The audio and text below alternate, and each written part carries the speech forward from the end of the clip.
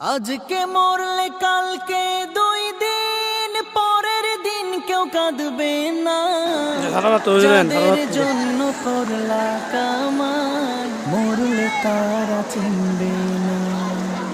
আজকে মরলে কালকে 2 দিন পরের দিন কেউ কাঁদবে না।